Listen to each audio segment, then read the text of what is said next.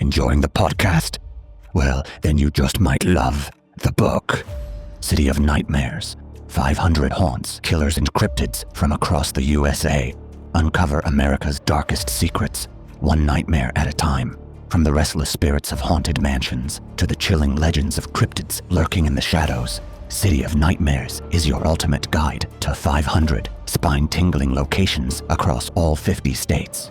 Whether you're a seasoned ghost hunter, a true crime aficionado, or simply a thrill seeker in search of your next adventure, this book has everything you need to dive into the eerie unknown. City of Nightmares, now available on Amazon in paperback, hardcover, and Kindle. Get your copy today.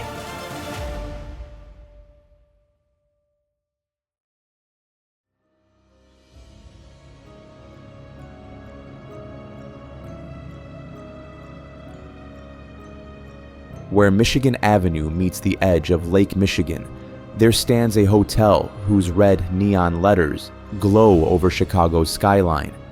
A place of grand ballrooms, secret histories, and dark corridors that have caused rumors and legends to gain notoriety throughout the city. I'm your host, Dan David. Welcome to City of Nightmares.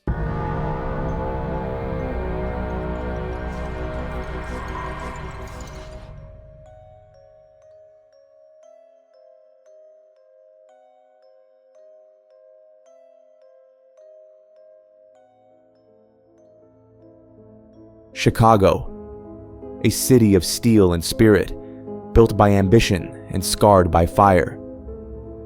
The Windy City is a place rich with stories. It boasts soaring architectural feats like the Rookery Building, the Drake Hotel, and the Willis Tower, once known as the Sears Tower. It's famous for iconic food, from loaded Chicago-style hot dogs to deep dish pizza hot enough to scald your tongue. And it's a city whose music has shaped generations. It's the city where blues found its electric sound, where jazz roared through smoky clubs, and where poetry and protest have spilled onto the streets. From the world's Columbian Exposition of 1893 to the hustle of modern festivals like Lollapalooza, Chicago pulses with a rhythm all its own. And the Congress Plaza Hotel, perched along South Michigan Avenue, overlooks it all. The hotel faces Grant Park, a park that transforms every summer into a sea of festival goers as Lollapalooza takes over the city. Thousands dance beneath the skyscrapers, unaware that just across the street, behind the hotel's stately appearance, lie decades of strange stories and whispered rumors. The Congress Plaza Hotel was built to house visitors attending the 1893 World's Fair, a fair which, for all its wonder and invention, also brushed against the darkness of history. Many believe H.H. Holmes, one of America's first documented serial killers, targeted fairgoers for his murder castle. While there's no direct link placing Holmes inside the Congress, its proximity to the fair has given rise to speculation and suspicion. Over the decades, the Congress became a hub for presidents, celebrities, and even mob figures during Chicago's turbulent Prohibition era. But alongside the elegance and power, rumors took root. Tales of ghosts, suicides, and something unseen, lurking in the halls. Among the Congress's many ghost stories, one room stands out above all the rest. Room 441. Guests in 441 have reported strange occurrences for years. Objects moving without explanation, lights flickering on and off, and a shadowy woman who sometimes appears standing at the foot of the bed. One security guard, speaking anonymously to Chicago Magazine, recalled, Room 441 is the one we always get calls about.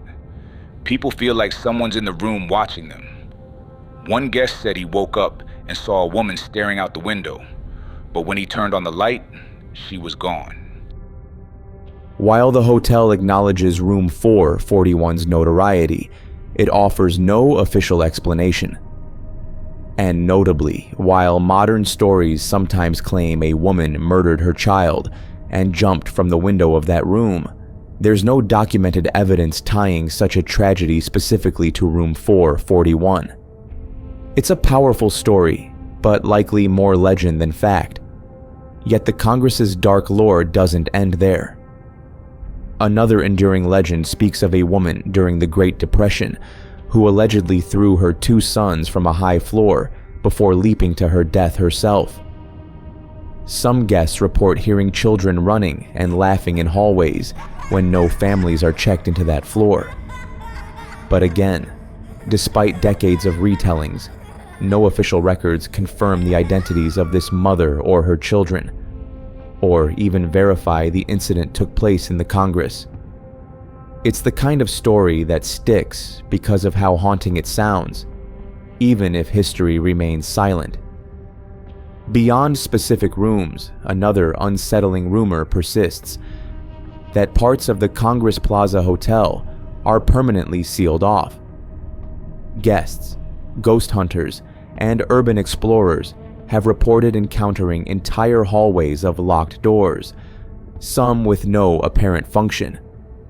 Some claim there are rooms hidden behind walls or bolted shut, rumored to be scenes of violence or sites of intense paranormal activity. However, the truth is more mundane. Older sections of the hotel have indeed been closed over the years, mostly due to outdated infrastructure, fire codes, or renovations that never fully materialized. Still, it's easy to let your mind wander as you look down a dimly lit hallway, wondering what might be hiding behind those locked doors. Because in the Congress Plaza Hotel, the line between history and haunting is never quite clear. Beyond room 441 and locked corridors, other stories persist. A man in a top hat pacing the lobby, believed by some, though without evidence, to be Al Capone. Disembodied voices in ballrooms after events have ended. Elevators stopping on floors no one selected. Even the architecture itself feels designed to unsettle. The Congress is a labyrinth of corridors, original wooden moldings, and high-ceilinged ballrooms that echo with every footstep. It's the kind of place where guests might walk by themselves at night and suddenly wonder if they're truly alone. As the Chicago Tribune once wrote, "Whether you're a true believer or a skeptic, one thing's certain. There's no hotel in Chicago quite like the Congress Plaza. And at night, it's easy to imagine you're sharing its halls with more than just the living." So next time you find yourself in Chicago, perhaps headed to Lollapalooza or strolling along Michigan Avenue, take a look across Grant Park at the Congress Plaza Hotel. You might see nothing more than a beautiful historic building. Or you might wonder who or what still calls it home.